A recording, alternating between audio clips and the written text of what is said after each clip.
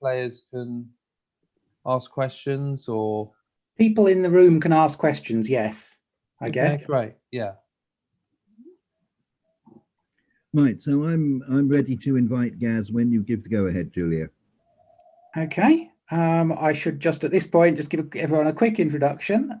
So this is Gaz and Jooles, the rematch. So we'll be playing a five-point match, and our two guest grandmasters will be talking through their thought processes as they play. And I will find the game now. Well, I haven't started it yet, so you won't find it for the moment. You just set I'm one just up. inviting him. Right, so now we have the board up.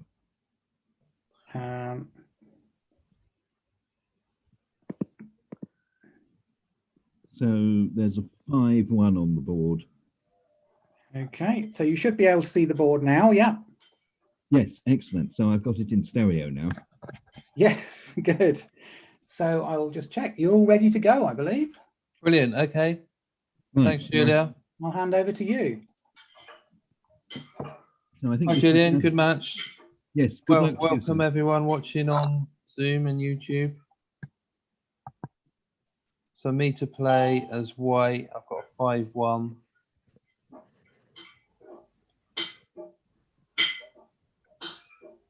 Yeah, so on the opening slot move, to juice it up. There's not a vast difference between slotting and splitting. That slotting leads to more complex games. So it's that one opening move where the more experienced players tend to slot if they think they have a. Yeah, it makes it more complex games. So if you're playing a weaker player, slotting tends to be your advantage. So you find that Mochi and Mitchie do a lot of slotting. Generally, you want to split and do things on both sides of the board. Yeah, so 6-3. I've got two choices. I want to duplicate 3s somewhere. The usual play like this is actually an error because he's unstacked his midpoint. So now he's got 9 in the zone, and he's quite happy to hit me on the bar point and retain 3 checkers on each of those two. So that's definitely wrong. And the choices are maybe just to go all the way, which duplicates his 3 to hit and 3 to cover. So that's probably the best move. Or the other weird thing is to slot the 4-point and dupe the 3s at that side of the board. But I just feel a bit suspicious about this one. So I think the right move is just to run and duplicate the 3s there. Yeah, against the 2-1, I like to do the split with the 3 at the back and then the 30. Yeah, because there you're duplicating the 6s, but you exactly.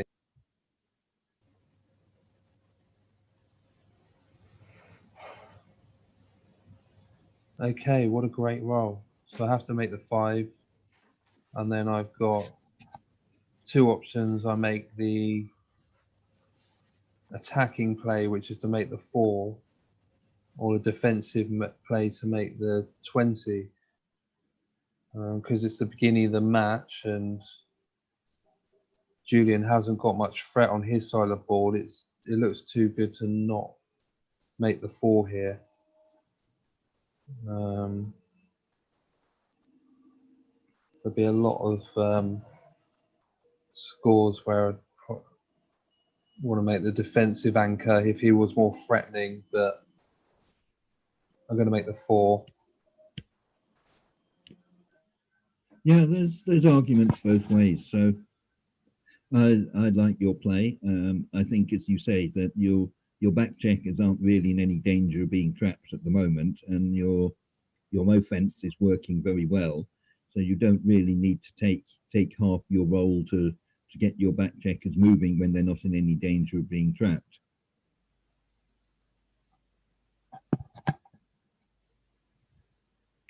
So 5-4 would be great if I could move the back checker, but since I can't,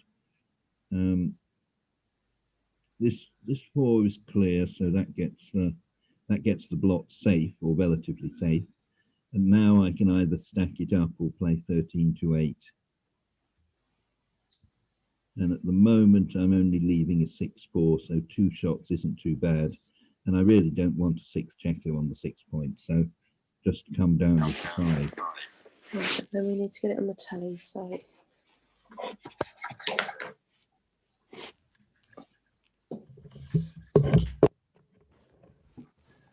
Okay, so we're 3 rolls in, and I'm already got a really strong position.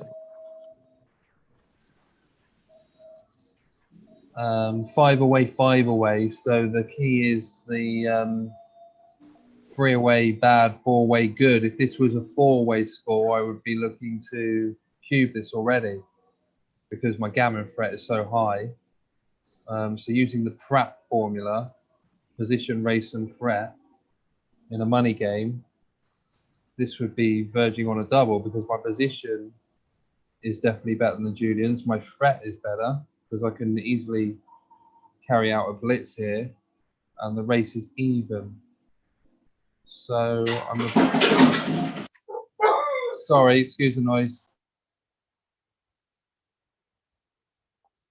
I'm definitely about 2 out of 3, but like I say, because of the match score, I want to get a cheap point here. I want to get to 4 away.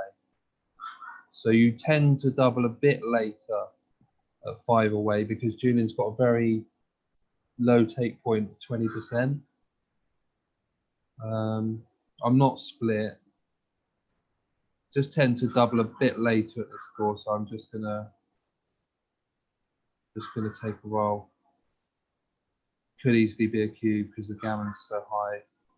Yeah, so if I can just say a bit there, that Stick wrote a bit about 5 away, 5 away, and there's 2 forces pulling in opposite directions. So as you say, I'm very keen to take. I don't want to pass and let you get to 4 away. But on the other hand, your gammon price is high when you double because it takes you to Crawford. So one argument is saying you want to double late, and the other is saying you want to double early. So Stick's simple rule is to say they largely cancel each other out. But the question is, really, is it a position with gammons or not? So if there's lots of gammons, it's saying that you want to double a bit earlier than normal. But if there's no gammons, you want to double later than normal. But anyway, 6-4 obviously means I'm glad you didn't double.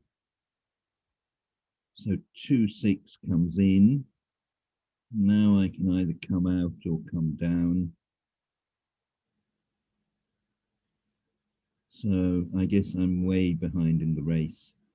So trying to make the 18 point just looks a bit too risky for me. That there's so many checkers in the zone that I can get closed out, and it kind of advances your development that you want to hit with a 6.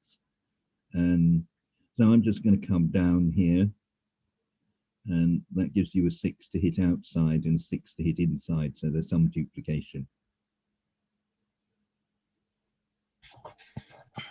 Yeah, that was a really good point about the 5 away score, that you do actually want a gammon. So they do kind of cancel each other out. I'm regretting not cubing now, but at least I'm going to give you a decision here now, I think. Yeah, well, 6-4 is a great roll for you, isn't it? It's the only hitting number. Yeah, if I was split, I would have definitely doubled. But it's the classic, once you've made your 5 and 4 point, you've always got a really strong double. I'm definitely going to double now. It's not too good. Give Julian a decision. Yeah, so my initial thought is that this is a big pass. So I don't have an anchor, so I can get gammoned. I'm behind in the race by a massive margin. And he's got 6s to hit. But the other thing is, if he doesn't do anything, if he rolls something feeble, then it's not as though I'm instantly winning the game. I've still got to make an anchor, get over his prime, make some block of my own. It's one of these positions where if you look at it, you can think, well, okay, is this better or worse than the starting position? And I have a suspicion this is actually worse than the starting position for me. And you're obviously a lot better than the starting position. So I think this is an easy pass.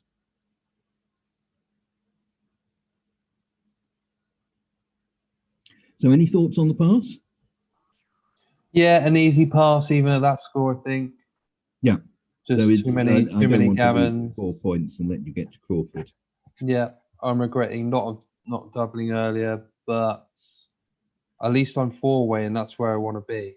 Yeah, and it's I want to easy be game if you know 4-way, what and I road's want to coming. be. I want Julian to be 3-away. He's 5-away, so he has more chance to get 3-away here.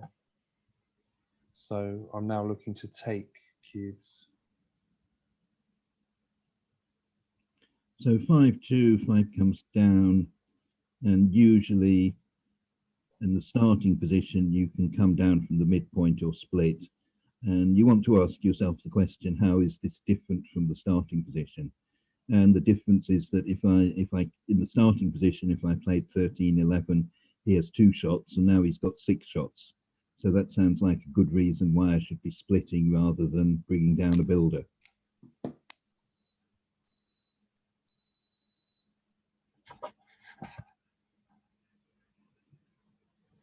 So it's a bit of a no-brainer. I could run, but these stacked 8 and 6 points need decanting. So easy to make the 2-point. It is a bit deep, so it's hard to make a priming position from this now. But we can always turn it into a blitzing game. The dice As you go say, away. that's a good play. It's a good point you made, that you had 2 stacks on the 6 and the 8. So whenever you're leveling off 2 stacks, that's a good sign that it's a good play, that you've still got enough builders to attack and make the 3 or the 4 or the 5. So double 4 is definitely a good roll.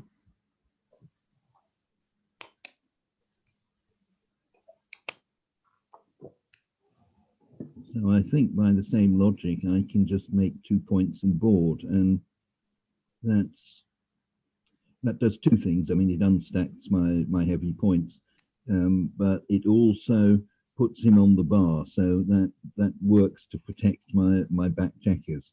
It's really taking away half his roll is quite powerful, because he doesn't have much good to come back with if he's got to use half his roll to come in.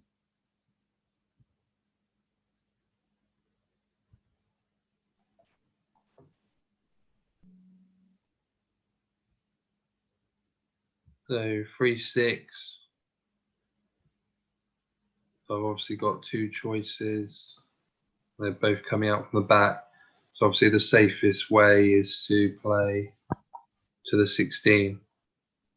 That's one of my favourite phrases. If in doubt, come out. We're not really in doubt here. But stepping into here would be putting them in the danger zone. We want to avoid putting 2 checkers into this area here, because it makes it easy for Julian to blitz and make points where he wants to make points. So 22-16 is the obvious 6. Yeah, so it's one of these swings and roundabout things, so that when you play this way, you don't have a threat to make an anchor. So when you keep the checkers connected, as you would if you played 24-18, then you're immediately threatening to roll a 4 and make the anchor.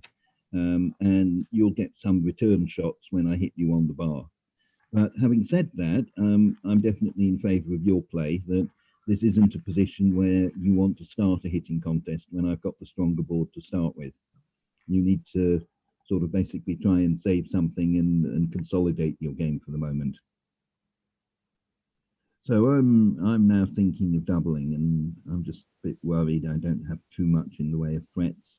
So the race is still level. I've got a 4 shot, it's very good for me. But aside from that, I can't really see anything that's devastating. So part of the problem with my game is the same as his, that I've made the 2 points. So it's not as though I can play a normal priming game. I've got to work to fill in the gaps on the 3 and the 5. So I think it's a clear no double now I've looked at it, that even when I hit him, it's not going to be devastating, that I've got an awful lot of work to do to win the game.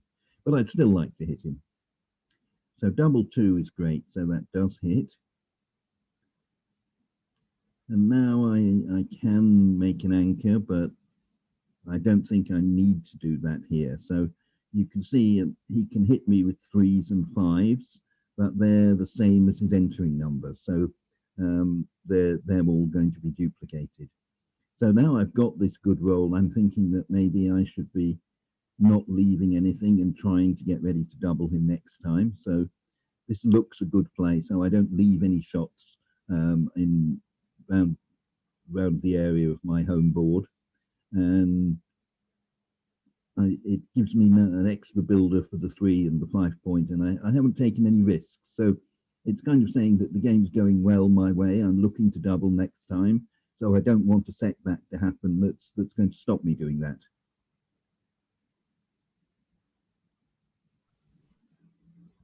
Yeah, good play. I agree with that. There's no need to make the back anchor while I'm on the bar. It's just a point you're going to want to have to break later. So most important thing was to focus on the offense while I'm on the bar there, and 9 point was the tidiest way to do that. Dance for Okay, me. so he's fanned, and I have 11 in the zone now. Stronger board, race lead. So I've got to be doubling and asking him the question.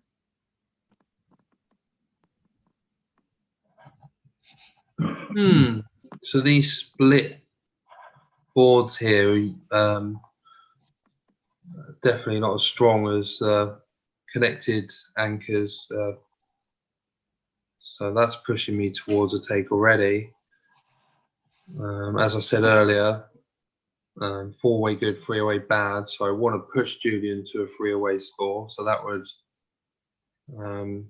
push me towards a take as well. But there's a lot of gammon threat here, so he could just blitz me out here. I might not even get another roll in the game. So the gammon percentage is high. So let's just roll this back. Is it a take for money? Pratt says position, race and threat. Julian's winning the position. He's outboarding me. I'm on the bar. The threat is high because he's going to be making points or hitting. It's quite hard to pull off a blitz here because my checker being on the ace, he's not actually got many hits from there. It's hard to finish it off, but it's still very blitzy. And the race is really good, so nearly 20 pips up. So if I had an anchor and it was a race, I would only just be taking anyway. So even at the score, I want to take because I want to push him to 3-away. I'm going to have to let this one go. Yeah. Generally, if you're on the bar, let them go. Yes, I agree with the pass that I think the gammon threat is too much. So it's there's not many rolls, as you say, that do anything immediately. So it's kind of like double 4, double 6, double 5 are the only hitting rolls. Having said that, 4-way. yeah. So I normally always split with 4-1 because it's Julian. I'm just going to slot, and it's a gammon score. So these do tend to win more gammons. Yeah, so I won't give my answer about how you handle the cube at 4-away until I've seen you play your hand. So he's done the slotting play. 6-1 doesn't hit, so it's not a great roll, but the bar is a good second prize. Okay, nice. I got miss, so obviously making the 5, and now I wanna split at the back because I want to get the back checkers going, and I don't want to commit to a full attacking play. It's not like I'm worried about getting primed in, but I'm not worried about getting blitzed either. But generally, if you have half a roll like I do here, I've got a choice for 2. You want to use it at the back. You don't want to stay on the 24 point. Yeah, I like this play, and I'm not sure why, and I'm trying to think of a reason. And there was a Mitchie rule in the openings that you should always split against a stripped 8 point. So I think the thing is, it's taking away some of my pointing numbers, like the 3-1 and the 4-2. That I'd be happy to give up the 8 point to make a good inner board point, but it's not quite so easy when you've got direct coverage at that point. So 6-4 would have been a lot nicer if you'd have come down with the 2. So usually when you've made the bar, you can play this 6, gives you an extra builder for nothing. But the trouble here is I don't have a 4 afterwards. So the only logical follow-up is to hit, which doesn't look very wise when he's got the stronger board. So if I don't do that, I've got to try coming out.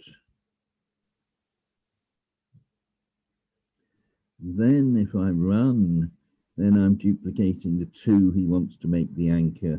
And a lot of the 2s will make the 4 points. So the 2, 4, 2, 5 are good rolls already. So that looks quite a good play. So it's kind of limiting him to 2s as the only good number really. And the race is still about level, so I'm not unhappy about getting into a race. A bit like the first game, we're just 3 rolls in, and I'm already thinking about doubling because I've made the 5 point. Once you've made that 5 point, you'd always be considering an early aggressive double.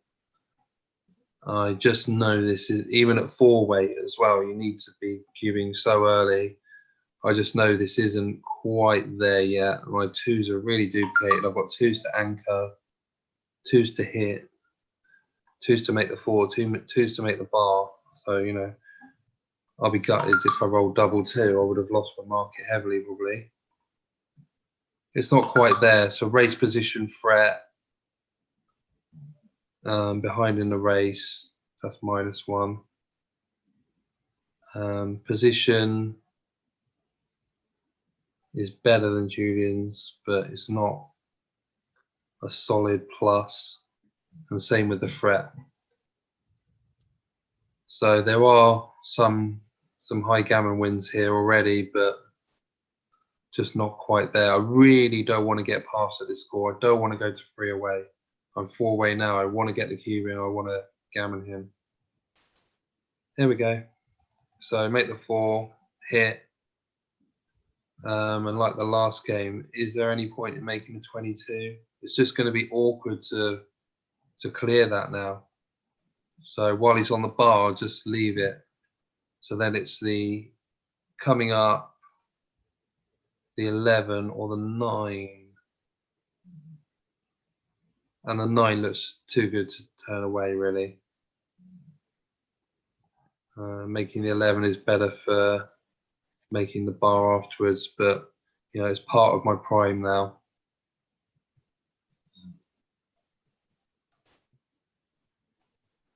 Yeah, exactly. That looked a clear winner to me, as you say, because it is part of your prime. You've got 5 points out of 6 now.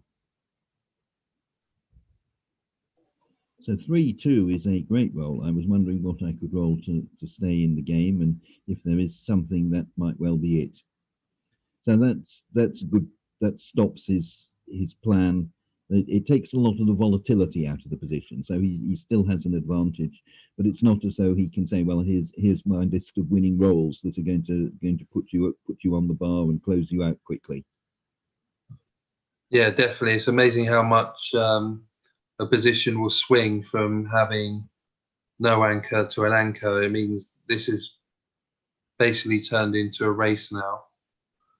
Well, we're holding game. If Julian had rolled anything that had come in and left blots, then I would have a really high gammon threat. Yeah, I mean, I figured 3-2 is good, and the small doubles will probably do some damage as well. But I think I'm probably passing after anything else. So I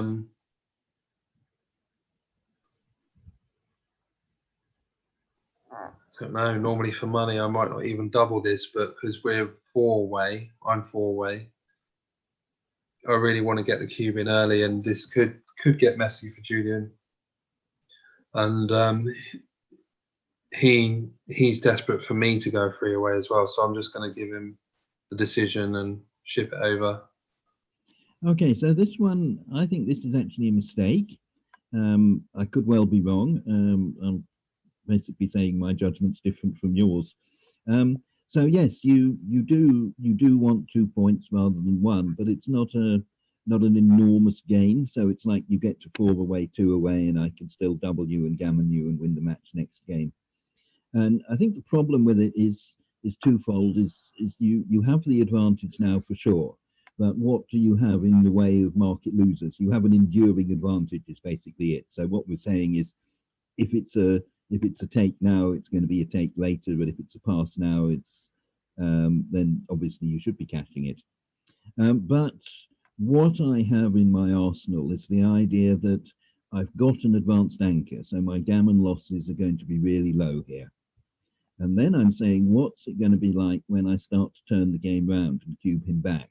And then his take point is up at 33%. So his option is to play for the match or to take and play away from when I'm leading 2 away, 4 away. So his match winning chances are 33 then. So that means that I have a very powerful double when I get to turn the game round. And given the fact I can't see too many gammon losses, that's what makes me think it's an easy take and probably a no double.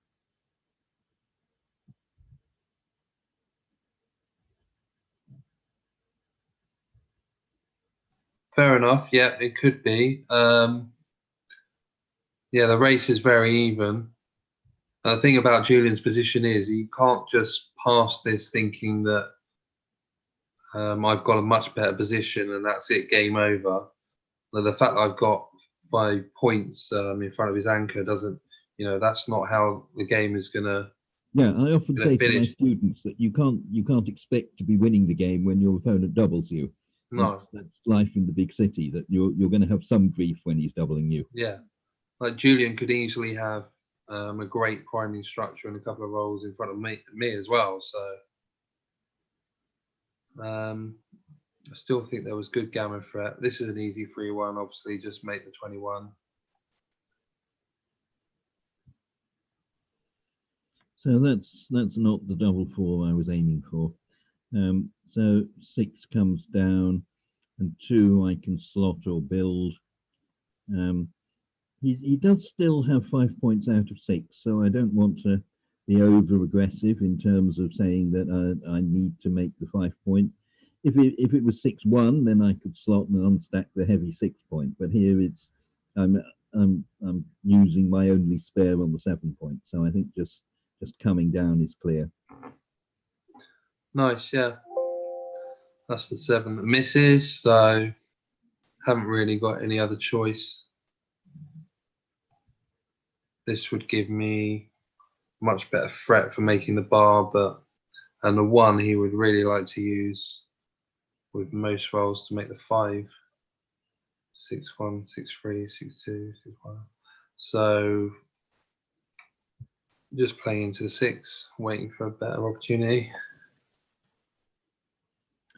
So double 6 is good news and bad news. If I'd stayed back on the 1 point, it would be a lovely roll. So why don't I just make the 1 point? Is there any other play? I mean, if I keep the midpoint, I've got to play 7-1 anyway.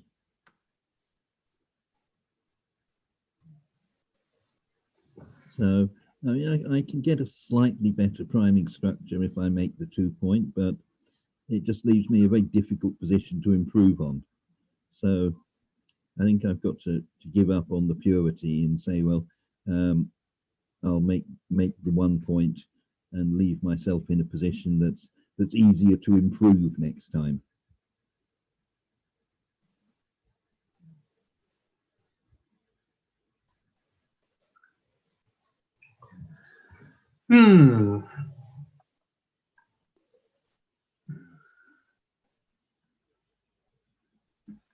So usually I don't really want to lose the mid when we've got stranded men at the back, but coming out's too big. Julian can attack me. There's just no need. So it's a nice tidy roll just to break the mid now. It's not actually doing anything. It's not like it's holding my bar or his mids. It's not doing anything. So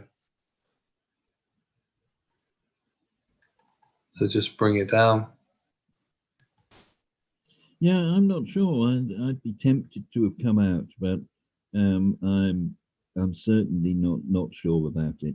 But it does give me some attacking options, but it gives you a better idea of much better chances of making the bar and finishing the game that way. You've still got a 3-point board to a 2-point board, so the attack isn't all one-sided. But the gap in your prime is, I think, might make your play right. That what it means is wherever I come in with a 1, 2, or 3, I'm immediately threatening to get that guy out. It's not like I have to get him to the edge of the prime to escape. So I'm not certain, but I suspect I would have gone the other way. Okay. So 5, 4. So I don't think I want to come out yet. It's funny that being ahead in the race with him having the better prime, perhaps I should be thinking more about escaping and getting into a race, but it still looks as though it's inviting too much of an attack here. So this looks like the 5, and then I can choose to save my blot or to cover. So I've been leaving him this 7 for a long time, and now I'm getting a bit worried about him hitting it. So what is it? 5, 2, 6, 1. So there's only 4 numbers. Or if I save it, does that really stop him getting out? I don't think so. So I think I've still got to play big. So let's unstack the 6 points. It's got to be a plus to the play.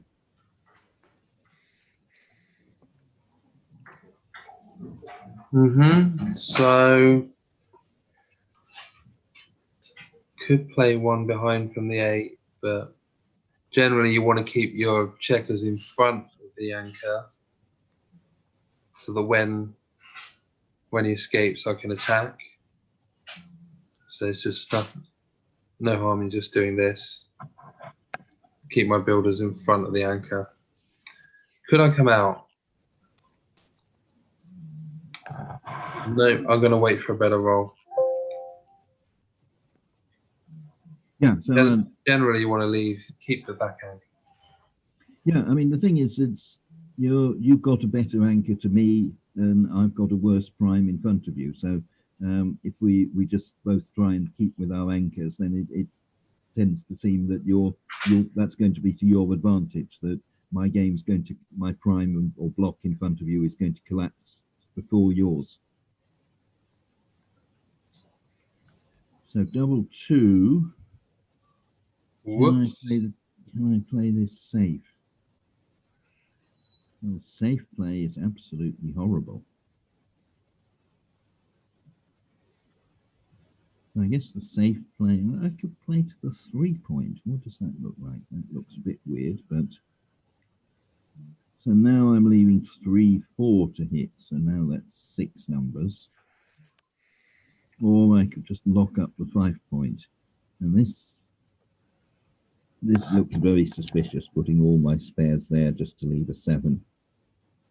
And if I leave him the 3, then he's got 11 shots instead of 6.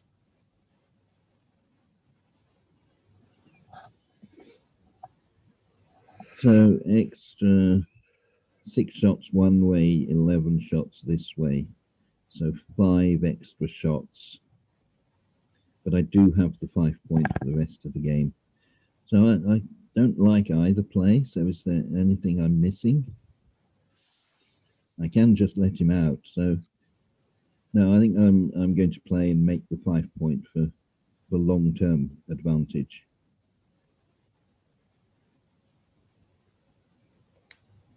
Yeah, I think that was the top play, definitely. Yeah, it's scary leaving a shot when it kind of loses for you. But yeah, as I say, the long-term gain is there. Yeah, you have to keep strong. What I'm saying is that the other plays were leaving shots as well. So it's not saying it's 11 hits. It's saying, well, it's 5 more hits this way. Yeah.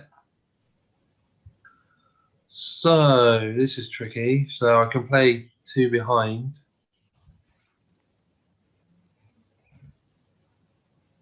What happens next? give Julian more freedom to run out with a 4 because I've now left 2 blots in the board. All the other plays, he's just mostly playing behind at the back. Generally, when you've got a strong board, a strong position, you want to keep the position. So that's pointing towards just running. And then I'm just gambling, really. So I'm just hoping that he doesn't pull off a blitz, because he's just going to hit with all his 4s, 3s and 2s.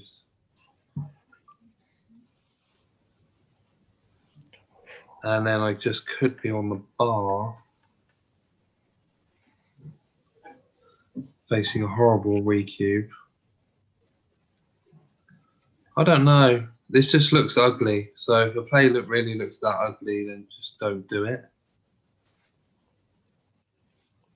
Once I've done this, then what am I going to do next? There's not many good rolls to even cover. I'll lose my position faster. So even though I'm behind in the race and it's leaving him open to attack me, I'm just basically just gambling that I can just get away with this. That he's not going to roll a 4 before I can get back in after he's hit me. You know, he could roll some horrors here, some big ones like 6-5, the big doubles. And his 4 is duplicated to hit and come out. So I think this is a play. I think that's right. That it's all small numbers, these 2, 3, 4s. That the 5s and 6s are all terrible. So you know, I get one of the numbers that hit. What do I do with the big number? So the other thing is that you're pushing the game in the direction you want. Where you want it to be is that I'm stuck on the 3 point while you're bearing in and bearing off. So as you say, the other play looked fine, that you're keeping your 5 prime, you're not leaving any shots. But as you say, there isn't really a follow up. You know, next time when you come off the anchor, you're going to have 2 blots in your board. So like this play of yours a lot. Thank you. So 4-3. I think I just have to point on you. I can try coming out, but so let's have a look at that. I don't think I'm going to do this. So again, it just leaves me 4s everywhere. If it did something for win the game, that would be great. But I need a 4 to make the bar point, a 4 to hit, and a 4 to cover. So it can't be right. So let's make the 5th point first, and then worry about the future afterwards. I gambled and it paid off, which is essentially what you're doing this game all the time. Yeah, I mean, I've recently had this idea that backgammon is a game of tactics and strategy. So you know what the right strategy is, you know what the right plan is, but every now and again the tactics interfere in that. And you're saying, well, yeah, you know you want to come off this back anchor and try and increase your prime, but there's danger in it that I might get lucky, point on you, and then you get into trouble.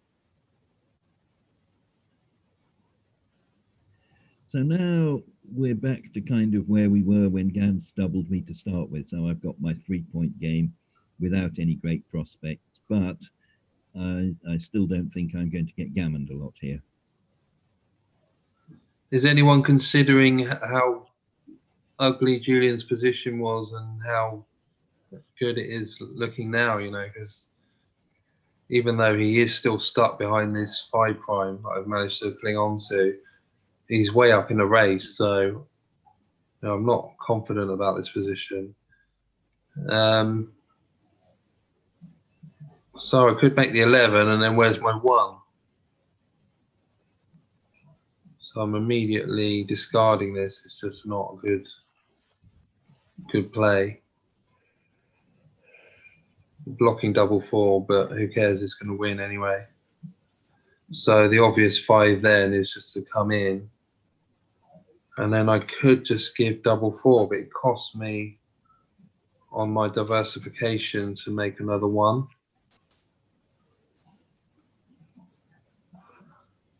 So I just give him the double four, and then I get a shot from the bar because it's winning anyway. Yeah, so I think the thing is I'm not even going to hit you when I roll double four.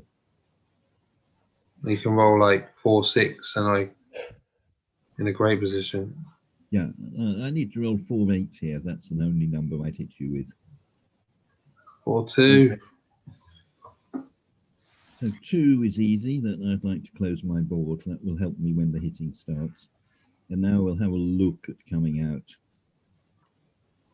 So that allows you to hit with 1, 2, 3, 5, 6, but and double four. You've kindly got a double four to hit me with. So that tends to indicate you'll hit me with 36 numbers at least. So the good news is that any return hit for me wins instantly, but I really think this is not the time to do it, that your builders are almost ideally placed. You've just got the maximum builders, so you've got 5 builders on the 3 point. So this is tough. It's not as crazy as it looks, this coming out and starting a hitting contest. So what if I wait? Then I probably won't roll a 4 next time. So then my board will start breaking. But you have to move something, so you might not have all those builders ready in place in the future. So this is the crucial play of the match so far. So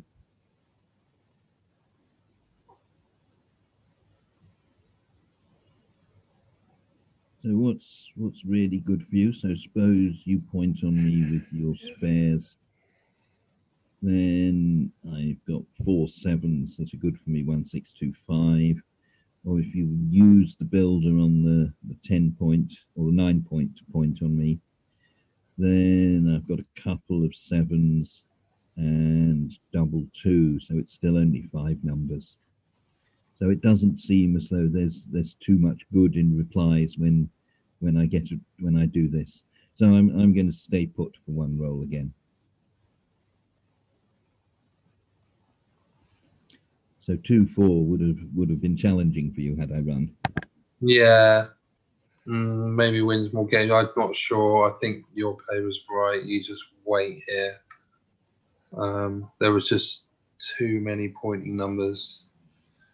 A little tip if anyone's interested. So I've got 1, 2, 3, 4, 5 builders in front of the 3 points. So if Julian had come out, that would mean I would have 5 squared 25 pointing numbers, and that works for 3 blocks and 4 blocks, 2 blocks. So it's 2 squared 4, 3 squared 9, 4 squared 16.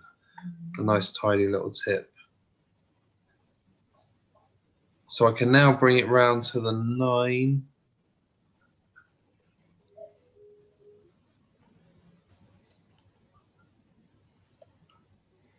So kind of, this would be great if he did come out with a big 4. I'd have great preparation. I think I'm getting to the point now where I'm going to have to start making my board. And I still get a load of numbers to hit.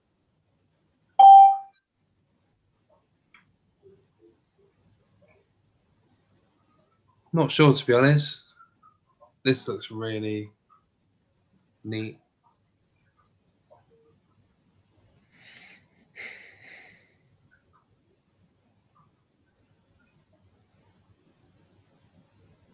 I'll make the point. Right, yeah. So that I think is right, actually. That you seem to think that playing the back check around was good, and I thought it was bad because the problem is it lets me get away with the 4 5 4 6 when I'm going to be running. That I've got one guy away safely. So this way, at least you're keeping an eye on the one that pops out as well as the one that's left behind. Yeah, the classic outfield control. It's good to leave it out there in case you do escape. So this is a great role because now I'm going to be Julian rolled double six, so he didn't do anything. So now I'm overtaking in the race. There's nothing to decide here, really. There's only four fives to play, unless I 6-1. Okay, so 3-2 is useless. He does have some bad fives. That my 3-point is blocking his fives. So I'm still happy to run out whenever I can. So is there any point keeping a spare on the 6? It's giving me a 5 that I probably wouldn't be able to play anyway. So I think I just want to safety this guy. So if there is any hitting, that's good for me. Yeah, you just tidy up, just clear from the 6. Okay, so now we're off. So 6 is easy. If I stay back, he has 3 builders on me. Maybe 5's bad. And if I come up, he only can hit me with 2s. So what's the race like? So I'm 8 behind in the race, so close to 10%. And I'm not quite sure. I guess if you want to adjust the count for what position the players are in, then I have a suspicion it's actually to my advantage slightly, that the gaps on the 6 and 3 will cost Gaz. So let's have a look at the racing play. So now he has 1, 2, 5 to point on me. So I don't really like this play because it kind of turns his small numbers into good numbers. So it's like if he rolls big numbers, I'm going to lose the race. And if he rolls small numbers, he's going to point on me and I'm going to lose because I'm on the bar. So I think I just have to avoid all these pointing numbers for the moment. So what will he hit me with? 2, 1, 2, 2, 2, 4, 2, 5. So not too many. So yeah, I might get a shot on the 8-point later. So I think this is best of both worlds. So it's less likely to get behind in the race. So the 5 is forced, and then so is the 4. Can't just leave a shot. Too costly. So 5-4 now I can run if I want to, but I'm sure I should stay here because he's got a blot in board. So if he can't save his blot, he's got to both hit me and cover the blot, which he won't be able to do. So if I go this way, what I'm saying is that when he gets a number that hits and covers, I'm going to have 30%, and probably too far behind in the race that my racing chances are less than 30. So I think this is right again. Nice. So now we are in the race. So getting to the 6-point and making a crossover is clearly best. So now you're paying for this weakness on the 3s. That's my claim to this game being all right for me.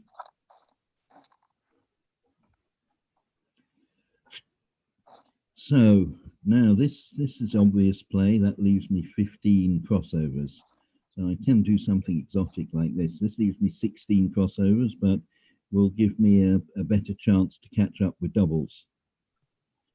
So it's like if I go the other way here, you'll see that double 5 only takes 2 off.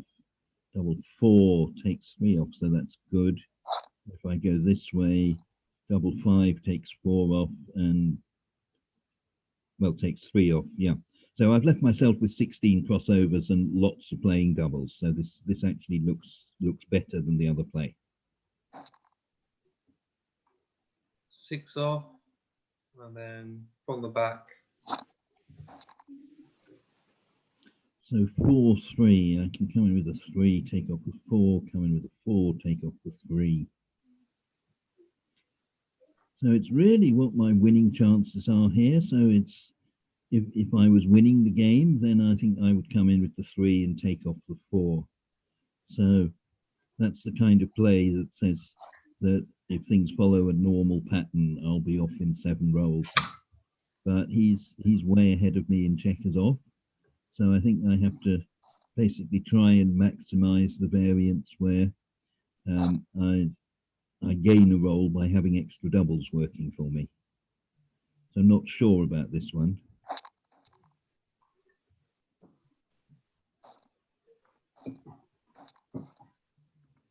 So I'm pleased to see you're doing your bit by rolling lots of threes. Squeaky bum time. So 8 to I 6. don't want a free.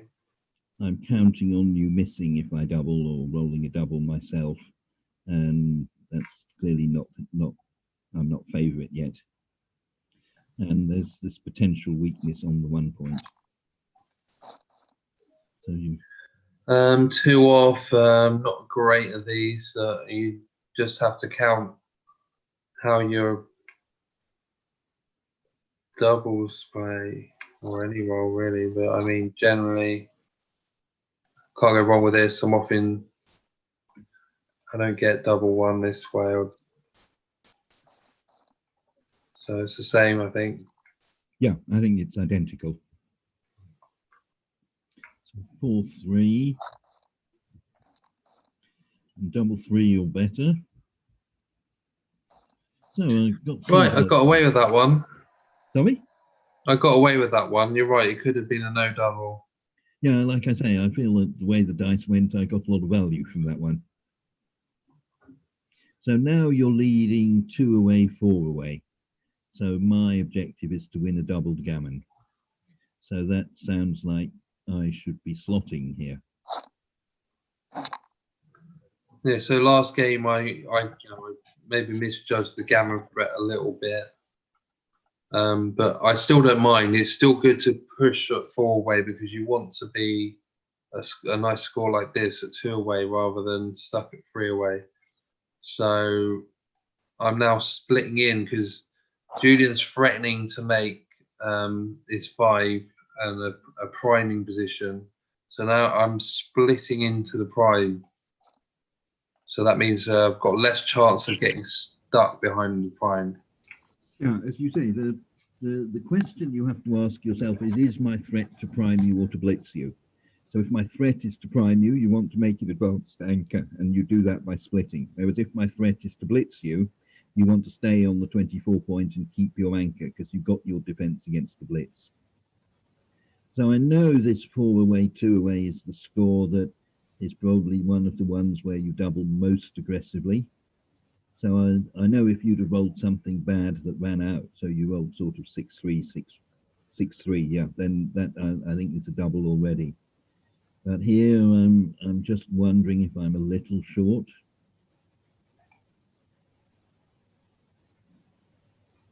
I know Seb had a rule in these at 4 away, 2 away. He said you should double when your opponent splits his back checkers. So maybe he's right about this. So the idea is not that your play was wrong in splitting the back checkers. It's what it's done is it's increased the volatility. It said to me that now I've got some blowout rolls that I can roll double 5 or double 4 and you might never play again and lose the match.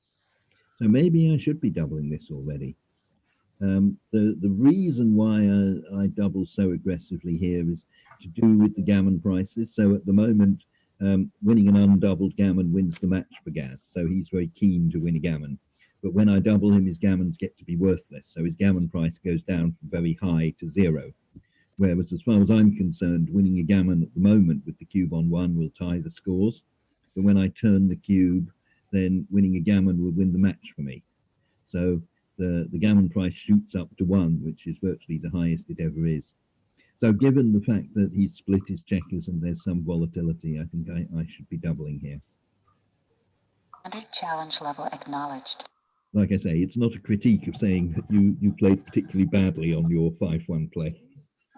No, of course not. No, the cube is fine. This might look so ridiculous to some viewers that Julian's cubed this, that he's so frightened of losing his market by making the 5 and I'll roll bad and just pass the next roll that he has to double now. So it's I have to take, obviously it's so early in the game to second roll in. But he's such a strong favourite to start a good position that he just has to double it. So even if you just rolled a 3-1, you should double the next roll when you're 4 away, 2 away, because you're trying to activate the blitz. I wouldn't agree with that. I think that you need this rule of Seb's is very helpful. This idea that you need your opponent to split his back checkers, because when he hasn't split, you've got the advantage, but you haven't got all those instant gammon wins. Yeah, I would even say it was almost as a strong when I haven't split, because you're just going to threaten to make some at the 5-point, and then the gammons come from the prime. I'm sure you're right that the gammons are maybe the same with both ways, but the problem is that the volatility is so much higher when I've got the hits thrown in.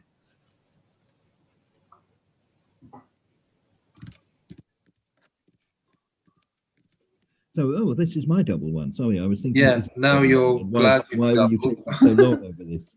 Right. So yes, I can do blitzing, but this is neither the time nor the place. This is a very good priming roll. So that of my 9 checkers that I've got at the front, I've got 8 of them making good points. So although I was doubling on the threat of blitzing, that the priming is a good second place. Yeah.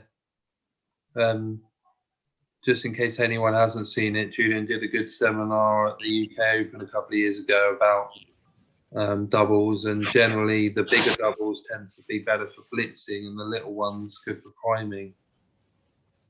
Not that you needed any help with the double one there. So I'm definitely coming out.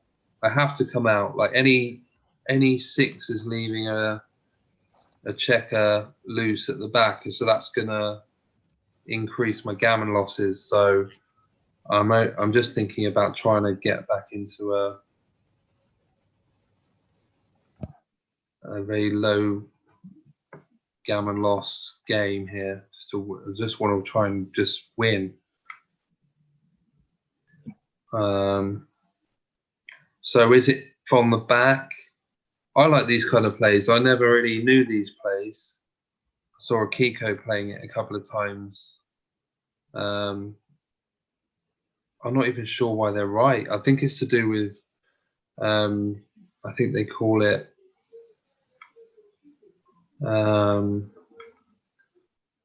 threatening the 8-point, basically, because the 8-point is stripped. Yes, it's called a freezing play. The freeze, yeah. You freeze the 8-point builder. You can't make a point anymore because you've got direct coverage on it. Yeah, so I'm either coming out to here, and it leaves my back checker so disconnected. This game's on the freezing the 8, so now Julian can't use the 8 without letting me escape, if you see. Small duplication on 4s and stuff, so I think this is right. Yeah, so I think I would have gone the other way, just on the basis that something you said earlier, that if you could choose where to have your last back checker, it's safer on the 1-point than the 2-point. But not a great swing, I don't think. So 4 is clear, and is there a good 3? So I don't feel compelled to split here. This just loses a builder and stacks things up. So what if I bring another guy down? So this is stripping the midpoint, so that's a negative, but I'm really after the 4-point. The 4-point will win me games and gammons, and the second prize is the 9-point where I get the 5 prime, where I'll still win the games, but we probably won't get the gammons. So what am I leaving him here? 3, 6, 4, 5, 4, 6. They are all rolls that would be bad any other way. But I guess I can't pick up the 9-point builder, so I'm only leaving him 4, 6 as an extra. So I think this is right. So 5, 4. Now we have a choice whether to do priming or blitzing. And I think with 11 in the zone and a high gammon price, that I have to switch to the blitzing plan here.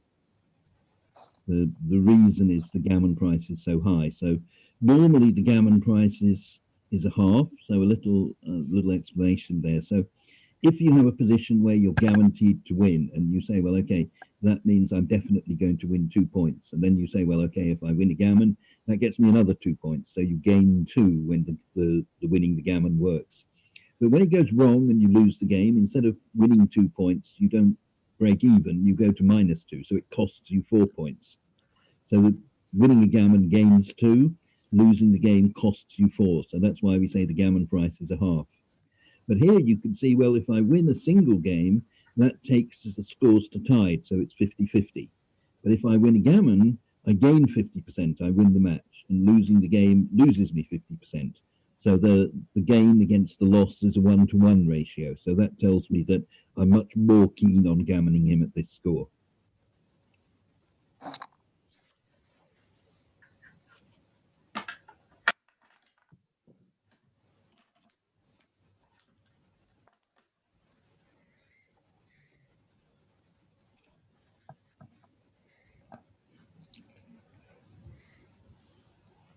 Have you finished your play, Julian?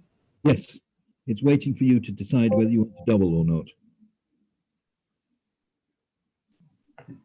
Decide if I, sorry? What I've got on my screen is saying it's waiting for you to decide whether to double or not. Okay, I think grid gammon's frozen then. It's been happening a bit recently. It says you haven't picked up your dice. Yeah. Okay, so you've got the right remedy. We just resume. Should we come out the game and start again? Yes. So I'm inviting you to resume. So hopefully it should pick it up. Yeah. Okay, yeah, I danced. Yeah, good 5-4 for the score. Right, so Julia has got it back as well. So I think we're in business. So, oh, you found, right. I thought it was your 5-1. I thought you came in, right. Well, that's not quite so good then. So you do have 2 on the bar. So I guess my only problem is guarding against your doubles. So I'd like to make a new point, but I can't do that. So one play is just to bring another builder down. So that just leaves you double 1 that does any damage. But I've only got 1 builder on the 1 point, and I am hoping to close you out here. So how about if I shuffle things round and I play here? So now I've got 2 builders for the 1 point. Still the same builders for the 3 and the 4.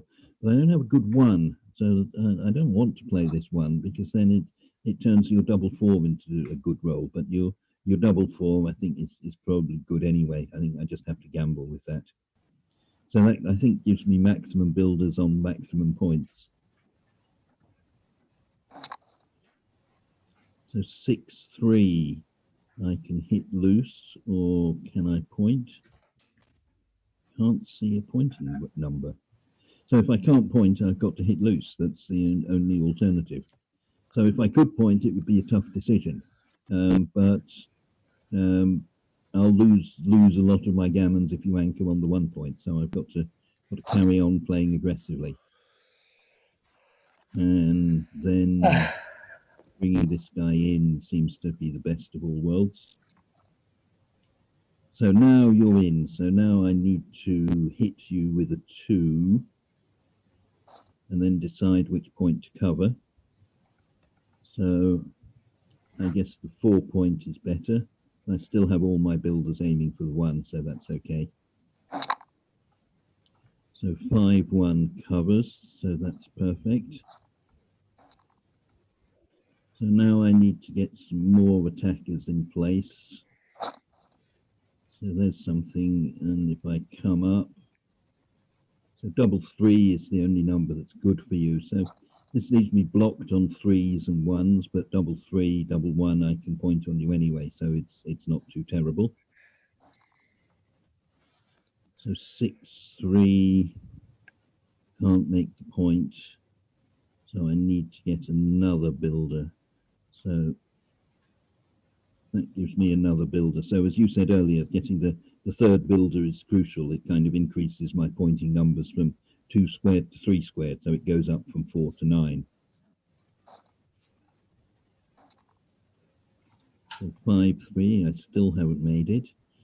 Can I get any more builders? No. Can I get off the double 3? No. So maybe, do I need more brute force here when the fighting starts on the 3 point? So I've got lots of threes to hit you with. So I think that's the idea. I think that I need to have enough attackers so that when you enter with a 3, I hit you and you hit me back, that I've still got enough left to attack. So 4-1, still I would have come out there. I think that was you should have come out, but we'll see. Yeah, I'm not sure. Because you gave yourself 8s from if you went from 14 to 11, but it's small. Yeah. Okay, so I think I'm going to pay you double 3 here. That this gets off the double, stops you hitting me with double 3. But I think my goal is that I should be actually thinking of winning the match rather than worrying about the 1 double. And this seems to give me double 6 to make the 3 point as well. So there's a 1 good roll for me as well. And I like to have the 6 to aim at the 3 point, so that when you enter, I hit you, you enter and hit me back. That the 6, the 1 number I can't enter with, is hitting you on the 3 point. So double 4. I suppose I shouldn't be too upset that you're staying on the bar. So let's bring some things in and then decide what our plan is. So actually, if just letting you come in and anchor is going to be probably enough to win a gammon if you don't hit me.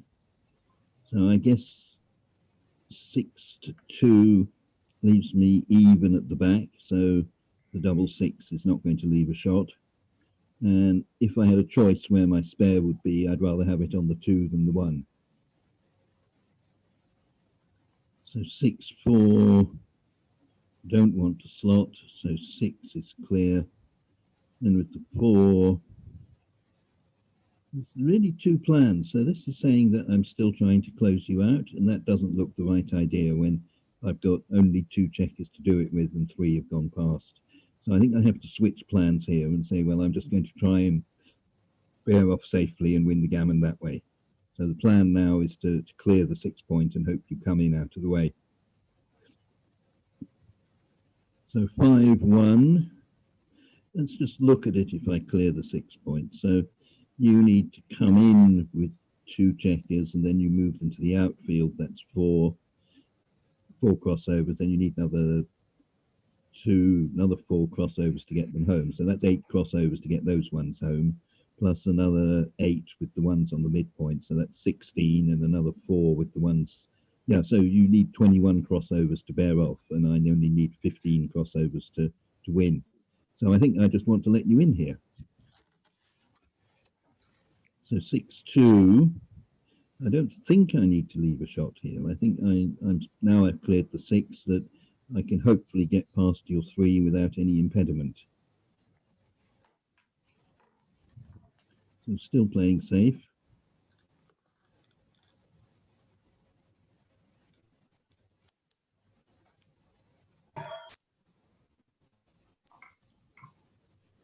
I'm back in the game. Yes. I think you. So, can I save the gammon? Generally, the cut-off point is about 90 pips, isn't it? It's 100 pips down. So I'm definitely shy of 50-50.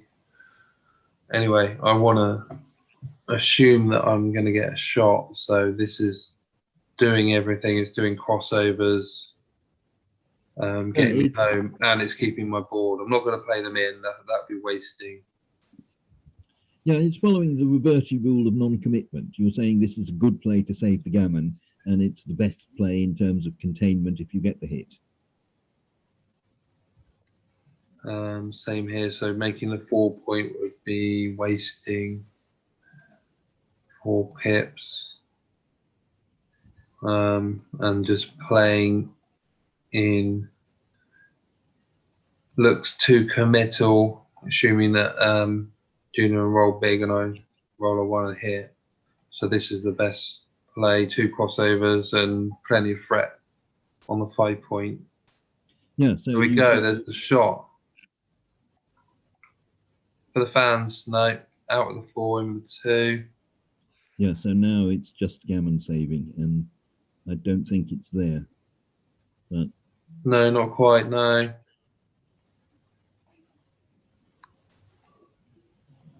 Well played. I had a little look back at XG while I was dancing forever because we had a disconnection. I managed to put it through. He played it flawlessly. My double at 0-0 was too late when I was thinking of doubling a little bit later. Yeah, well, I'd have done the same as you. It's the one I think in question was the one that's at 4 away when I'd anchored with the 3-2. Yeah, brilliant. You nailed it. It was a big no double. That was my big blunder. Because it's basically just like I said as well, it's just a race. Even though you're stuck behind this 5', it's just a race once you've got the anchor. Okay, so thanks very much for that. Just a few words while we're here. That you've probably heard that Backgammon Workshop is running this special deal for UK BGF members at the moment, that you can buy 3 lessons for £90. So the email address is bgwsuk, so Backgammon Workshop, bgwsuk@hotmail.com. Or you can look at our website at bgws.co.uk. Yeah, if anyone sort of picked up some good tips, it's much better to get into someone's game when you're playing with them. So it's well worth the money if you're looking to improve your game. Get involved. So perhaps Julia would like to say something about the events at the weekend, the first Janu Cup. Indeed. So we will be playing a team of 8 of the UK's top women players against an impressively strong team from the USA.